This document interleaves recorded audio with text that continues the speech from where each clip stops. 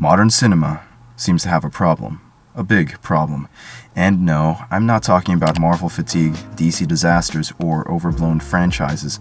These problems have been covered from many different angles by several different YouTubers, critics, and reviewers. But today, I want to talk about what can go wrong when adapting a book into a movie. What's the big deal, you might ask? Sometimes we don't like a book movie because it just doesn't interest us. But there are many adaptation movies that are just plain boring, poorly executed, or shouldn't have been made in the first place. My name is David, and you just stepped inside my mind. First, what is an adaptation? Professionally put, a film adaptation is the transfer of a work or story in whole or in part to a feature film. This just means that a film adaptation takes a book, short story, or fictional work and turns it into a visual art form called a film. But how can we quantify the elements needed to make a good adaptation? Most of us have seen an adaptation in theaters. The Lord of the Rings trilogy, The Hunger Games, The Jungle Book, that one World of Warcraft movie, and the Marvel Cinematic Universe all count as adaptations. They are movies based on fictional books, stories, and characters. There are a lot of really good book-to-movie adaptations. The Lord of the Rings, The Godfather, The Shining, and True Grit come to mind. Maybe I just named one of your favorite movies, and if I didn't, you will probably let me know in the comments below. Or you might be wondering why filmmakers should be careful in making a book into a movie. First, for every great book movie, I can probably name a book movie that most people can agree was pretty bad. The Percy Jackson movies, Aragon, Under the Dome, that Dune movie from 1984, and that Cat in the Hat movie from 2003, these movies only scratch the surface for books that probably should not have been made into movies. So why do some adaptations fail and others succeed? Personally, I think it's because of 4 problems. In this video, I'm going to talk about these problems and how they have been solved by various creative teams in the film industry. Now, keep in mind, I am not an expert in film. I'm just a guy who likes finding out why some movies work and why others don't. So, with that out of the way, reason number 1 is not all books can fit into the classical 3-act movie structure. Simply put, the traditional 3-act structure has Act 1, which is the setup. This is the part of the movie where characters are introduced, explains why stuff is happening, and why you should continue watching the movie.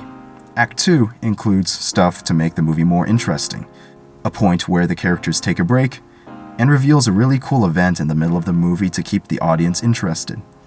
And finally, Act 3 rolls around. Basically, Act 3 has a bunch of cool stuff happen to remind the audience why they wanted to see the movie in the first place, tie up any plot holes, and give a satisfying resolution to the movie's plot. Many books don't have this clean formulaic structure that works so well in a 90-ish minute movie. Most well-written books are constructed so that important plot points and story information are strung out over 5 acts. The creative minds behind the Lord of the Rings trilogy handled the transfer of written fiction to the big screen in a very effective yet simple way. They didn't try to shove the entire multi-act story structure of the books into the classical 3-act structure. Instead, they took the climactic moments from the books and placed them within the movies to stand as classical 3-act moments. Now, moving on to reason number 2. Books usually have an established meaning set by the author that may be changed by the director's and screenwriter's interpretation. Now, this reason may seem irrelevant when talking about movie adaptations, but in fact, a director's interpretation of a book or other kind of source material can make or break a movie. So, imagine this. What happens if Christopher Nolan revamped the character of Batman into a conflicted pacifist? Or if Peter Jackson made the call to give the character Frodo an aggressive personality? These may be extreme examples, but when a director disregards the majority of the information given to them in a book or fictional work, the author's original intent is lost. A good book-to-screen adaptation finds a balance between the visions of the author and the director. The Martian is a great example of balancing an author's and director's artistic vision. Drew Goddard and his team made sure that the overall themes of Andy Weir's book were conveyed on the big screen. The main story was only slightly altered, and only some parts were subtracted in order to fit within the parameters of a 130-minute runtime. Any changes that were made while transferring book to film served to add intensity and conflict to the overall characters and plot. Reason number 3 is time.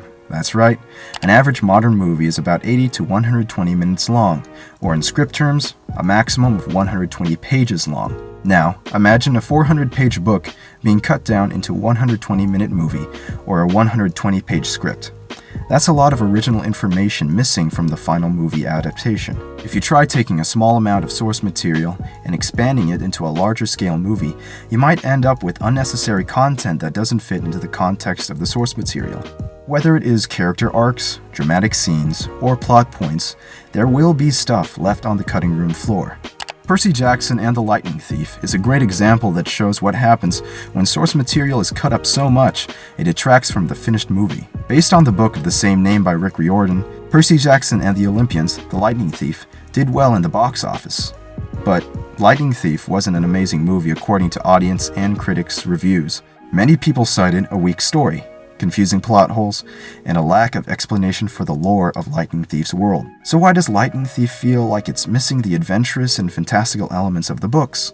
Well, I think it's because the screenwriters tried to shorten the long quest of the Lightning Thief into bite-sized summer adventures. This caused many of the pivotal mythic and exploration elements of the book to be replaced with generic fantasy action and sword fights that were not even in the book. Finally, we have reason number 4, which is the motivation problem. Many books deal with internal motivation and conflict. Authors use words to describe abstract feelings like anger, love, and honor. But film uses moving pictures to tell a story and is very hard to show an abstract motivation like the feelings of anger, hate, and honor that has to be kept within the mind of a character. That is why good movies use situations and words to show what a character is thinking or feeling. Many directors do a good job of showing the internal motivations of a character, but sometimes it doesn't work out. Instead of showing the effects or feelings, many movies show characters talking about their feelings and what caused those feelings within the context of the overall story. In the professional world, they call that exposition. I think the audience needs to be shown why they need to stay and watch characters complete their goals. That is why most successful book-to-screen adaptations present strong and reasonable visual motives. Batman's motive is derived from the tragic death of his parents and the rise of Gotham's crime rate. The character of Frodo in Lord of the Rings is motivated by his desire to return the world to how it was before he found the ring. Mark Watney in The Martian is motivated by his desire to survive on a barren world and make it back home.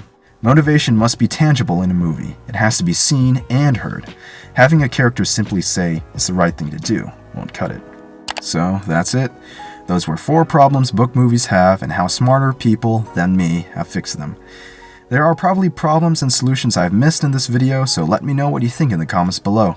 Maybe I'll make a video of how you guys in the comments solve my movie problems. Who knows? Right now, it seems we put out a new video every 5 months. Give this video a thumbs up if you want to see more of this type of video, and don't forget to tell me what I missed in the comments below. Again, this has been David, and you just stepped inside my mind.